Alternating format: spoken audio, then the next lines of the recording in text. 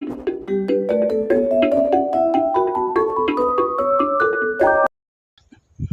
Friends, welcome to Bala talkies.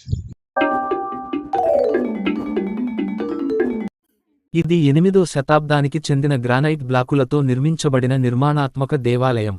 దీని సృష్టి సమయంలో ఈ ప్రదేశం భారతీయ పల్లవ రాజవంశం యొక్క నరసింహవర్మన్ II పాలనలో రద్దీగా ఉండే ఓడరేవు మహాబలిపురంలోని స్మారక కట్టడాల సమూహంలో ఒకటిగా ఇది 1984 నుండి యునెస్కో ప్రపంచ వారసత్వ ప్రదేశంగా వర్గీకరించబడింది.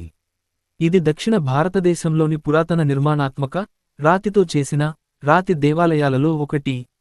మార్కో పోలో మరియు అతని తర్వాత ఆసియాకు వచ్చిన యూరోపియన్ వ్యాపారులు ఈ సైట్ను 7 పగోడస్ అని పిలిచారు. వీటిలో ఒకటి తీర దేవాలయం అని నమ్ముతారు. ఈ ఆలయం బహుశా సముద్రయానకులకు ఒక మైలురాయిగా పనిచేసింది. ఇది పగోడా లాగా కనిపించడం వల్ల ఈ పేరు నావికులకు సుపరిచితం. ఈ నిర్మాణాత్మక ఆలయ సముదాయం 7వ శతాబ్దం మధ్యలో గుహ దేవాలయాలు మరియు ఏకశిలా రథాలతో మొదలై 7వ శతాబ్దం మధ్యలో రాజు నరసింహవర్మన్ II చే ప్రారంభించబడిన నిర్మాణ సృష్టికి పరాకాష్ట. అతిరానచంద గుహ, పిడారి రథాలు మరియు టైగర్ గుహలలో కనిపించే విధంగా శిల్పకళాపరమైన కట్ ఇన్ మరియు కట్ అవుట్ నిర్మాణాలు తదుపరి కాలాలలో కొనసాగినప్పటికీ తీర ఆలయ సముదాయం యొక్క నిర్మాణ చక్కదనానికి ప్రధాన క్రెడిట్ నిర్మాణాత్మక దేవాలయాల వర్గంలో పల్లవ రాజవంశానికి చెందిన నరసింహవర్మన్ II అని కూడా పిలువబడే రాజు రాజసింహ 700 నుండి 728 కి చెందినది. ఈ ఆలయ సముదాయం మునిగిపోయిన తీరప్రాంతంలో ఉన్నట్లు కనిపించే దేవాలయాల శ్రేణిలో చివరిది అని ఇప్పుడు ఊహించబడింది. 2004 సునామీ సమయంలో ఈ తీరప్రాంతాన్ని తాకిన సమయంలో తీరప్రాంతంలో ఉన్న దాని సోదరి దేవాలయాల రూపురేఖలు దీనికి మద్దతునిస్తాయి. పల్లవులను ఓడించిన తర్వాత తమిళనాడును పాలించిన చోళులు, వారు నిర్మించిన దేవాలయాలలో తీర దేవాలయ నిర్మాణాన్ని కొనసాగించారు. డిసెంబరు 2004లో కోరమాండల్ తీరప్రాంతాన్ని తాకిన సునామీ పూర్తిగా గ్రానైట్ బ్లాకులతో నిర్మించిన పాత కూలిపోయిన ఆలయాన్ని బహిర్గతం చేసింది. ఇది మహాబలిపురం తీర దేవాలయం యూరోపియన్ల డైరీలలో వర్ణించబడిన 7 గోపురాలలో ఒక భాగమని ఊహాగానాలు పునరుద్ధరించబడ్డాయి. వీటిలో 6 దేవాలయాలు సముద్రంలో మునిగిపోయాయి. 7వ మరియు 8వ శతాబ్దాలలో పల్లవుల కాలంలో గోడలు మరియు దేవాలయాలను అలంకరించేందుకు ఉపయోగించే సింహాలు, ఏనుగులు మరియు నెమళ్ల యొక్క కొన్ని పురాతన రాతి శిల్పాలను కూడా సునామీ బహిర్గతం చేసింది. డిసెంబర్ 26, 2004 నాటి హిందూ మహాసముద్రంలో సంభవించిన సునామీ ఆలయాన్ని మరియు చుట్టుపక్కల తోటను తాకినప్పటికీ కొన్ని నిమిషాల్లో నీటి మట్టం సాధారణ స్థాయికి తిరిగి రావడంతో తీర దేవాలయం పెద్దగా దెబ్బతినలేదు. ఆలయం ముందు ఉన్న బలిపీఠం, పునాది, బోట్ జట్టీకి దారితీసే మెట్లు మరియు తీర దేవాలయం నేలమాళిగలో వరాహ, పంది శిల్పంతో కూడిన చిన్న మందిరానికి నష్టం జరిగింది. ఆలయ పునాది గట్టి గ్రానైట్ రాతిపై ఉన్నందున ఇది సునామీ సృష్టించిన అలలను తట్టుకోగలదు. తీర ప్రాంతంలో ఆలయ ప్రాంతం చుట్టూ ఏర్పాటు చేసిన గ్రోయిన్లు కూడా దాని రక్షణకు సహాయపడ్డాయి. చిన్న శివాలయం స్లాబ్లో లభించిన 2 శాసనాల ప్రకారం పేర్కొన్న 3 ఆలయాల పేర్లు క్షత్రియసింహ పల్లవేశ్వర గృహం, రాజసింహ పల్లవేశ్వర గృహం మరియు కొండారులియా దేవర్. మొత్తం ఆలయ సముదాయాన్ని జలశయనం, నీటిలో పడుకోవడం అంటారు. ఇక్కడ త్రవ్వకాలు జరిపిన మొదటి క్షేత్రం విష్ణు క్షేత్రం అని దీనితో నిర్ధారిస్తారు. తూర్పు షోర్ టెంపుల్ కాంప్లెక్స్లోని 3 ఆలయాలు ఒకే వేదికపై నిర్మించబడ్డాయి. ఉత్తరం వైపు నుండి చూస్తే ఆలయాలు ధర్మరాజు రథానికి ప్రతిరూపంగా కనిపిస్తాయి. ముఖంగా ఉన్న ప్రధాన తీర దేవాలయం పుణ్యక్షేత్రంలోని శివలింగం యొక్క ప్రధాన దేవతపై సూర్యకిరణాలు ప్రకాశిస్తాయి. ఈ ప్రదేశంలో ఉన్న ఇతర స్మారక చిహ్నాలు వంటి రాతితో కాకుండా 5 అంతస్తుల నిర్మాణాత్మక హిందూ దేవాలయం. సమీపంలోని క్వారీ నుండి తీసిన చెక్కబడిన గ్రానైట్ రాళ్లతో నిర్మించబడిన ఇది దక్షిణ భారతదేశంలోని తొలి ముఖ్యమైన నిర్మాణ దేవాలయం. దీని పిరమిడ్ నిర్మాణం 60 అడుగుల ఎత్తు మరియు 50 అడుగుల చదరపు ప్లాట్ఫారంపై ఉంటుంది.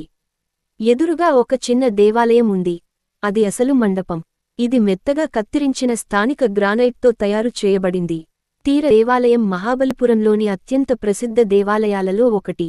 2000ల ప్రారంభంలో జరిగిన త్రవ్వకాల్లో ఇసుక కింద కొత్త నిర్మాణాలు కనిపించాయి. ఈ ఆలయం 3 పుణ్యక్షేత్రాల కలయిక. ప్రధాన మందిరం శివునికి అంకితం చేయబడింది. అలాగే చిన్న రెండవ మందిరం. ఈ రెండింటి మధ్య ఒక చిన్న 3వ మందిరం పడుకుని ఉన్న విష్ణువుకు అంకితం చేయబడింది మరియు ఆలయంలోకి నీరు చేరి విష్ణు మందిరంలోకి ప్రవేశించి ఉండవచ్చు. 2 శివాలయాలు ఆకృతీకరణలో రేఖాంశంగా ఉన్నాయి. ప్రవేశ ద్వారం అడ్డంగా ఉండే బారెల్ వాల్ట్ గోపురం గుండా ఉంటుంది. 2 శిఖరాలు ఒక పిరమిడ్ రూపురేఖలను కలిగి ఉంటాయి. ప్రతి ఒక్క శ్రేణి ముదురు నీడలను కలిగి ఉండే ఓవర్హెంగింగ్ ఈవ్లతో విభిన్నంగా ఉంటుంది. విష్ణుమూర్తికి మందిరం యొక్క బయటి గోడ మరియు సరిహద్దు గోడ లోపలి వైపు విస్తృతంగా శిల్పాలు మరియు నంది యొక్క పెద్ద శిల్పాలు ఉన్నాయి. ఆలయ వెలుపలి గోడలు పైలస్టర్ల ద్వారా బేలుగా విభజించబడ్డాయి. దిగువ భాగం సింహాల పెంపకంలో వరుసలుగా చెక్కబడింది. ఆలయ గోడల చుట్టూ నంది శిల్పాలు ఉన్నాయి. వెనుక భాగంలో వ్యతిరేక దిశలలో 2 మందిరాలు ఉన్నాయి. క్షత్రియ సింహేశ్వరునికి అంకితం చేయబడిన లోపలి మందిరం ఒక మార్గం ద్వారా చేరుకోగా, మరొకటి విష్ణువుకు అంకితం చేయబడింది, వెలుపలికి ఎదురుగా ఉంది. దుర్గ తన సింహవాహనంపై కూర్చుంది. సింహం ఛాతీలోని కుహరంలో ఒక చిన్న మిరం ఉండవచ్చు. అనేక ప్రధాన హిందూ దేవాలయాల మాదిరిగానే తీర దేవాలయాలలో శైవమతం మరియు వైష్ణవ దేవాలయాలు మరియు ఐకానోగ్రఫీ ఉన్నాయి. దేవాలయాల పైకప్పులు పంచరథాల మాదిరిగానే అలంకరించబడి ఉంటాయి. పైకప్పులు పైన ఫినియల్స్ ఉన్నాయి. ఇది పూర్తయిన దేవాలయం కాబట్టి దాని మతపరమైన కార్యాచరణ స్వభావాన్ని సూచిస్తుంది. శివునికి అంకితం చేయబడిన 2 ఆలయాల శిఖరాల అష్టభుజ ఆకారం ద్రావిడ నిర్మాణ శైలిలో ఉన్నాయి.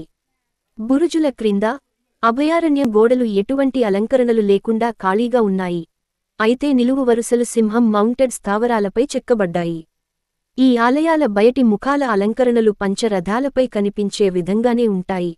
అయితే సముద్రానికి దగ్గరగా ఉండటం వల్ల ఉప్పు గాలుల కారణంగా పాక్షికంగా కోతకు గురవుతాయి. తూర్పు ముఖంగా ఉన్న క్షత్రియ సింహేశ్వర ఆలయ గర్భగుడి లోపలి గోడలలో ప్రతిష్ఠించబడిన ధరలింగ మరియు సోమస్కంద ఫలకం ఆలయానికి అత్యంత విశిష్టత. ధరలింగం గర్భగృహలో ప్రతిష్ఠించబడింది. ఇది 12 అడుగుల చదరపు ఆకారంలో మరియు ఎత్తు 11 అడుగుల ధారాలింగ లేదా శివలింగం రాజసింహ శైలిలో నల్ల బసాల్ట్ రాయితో చెక్కబడింది. ఇది పైభాగంలో ఒక కిరీటం సృష్టించడానికి కొంచెం ఫ్లూటింగ్తో 16 ముఖాలను కలిగి ఉంటుంది. లింగం పైభాగం దెబ్బతింది. ఒక శిలాఫలకంపై నిర్మించిన శివుడు మరియు అతని భార్య పార్వతి వారి సంతానం కార్తీకేయుల కుటుంబ చిత్రం. ఇది ఆలయంలోని ఒక చిన్న మందిరంలో ఉంది. దీనిని సోమస్కనద ప్యానెల్ అని కూడా పిలుస్తారు. ఇది చెక్కిన రాతి పలక. ఆలయ ప్రవేశ ద్వారం వద్ద ఇలాంటి మరో 2 పలకలు కనిపిస్తాయి. ఈ రకమైన ప్యానెల్ పరమేశ్వరవర్మన్ శకంలోని సమీపంలోని ధర్మరాజ రథంలో కూడా చిత్రీకరించబడింది. గర్భగుడిలోకి ప్రవేశ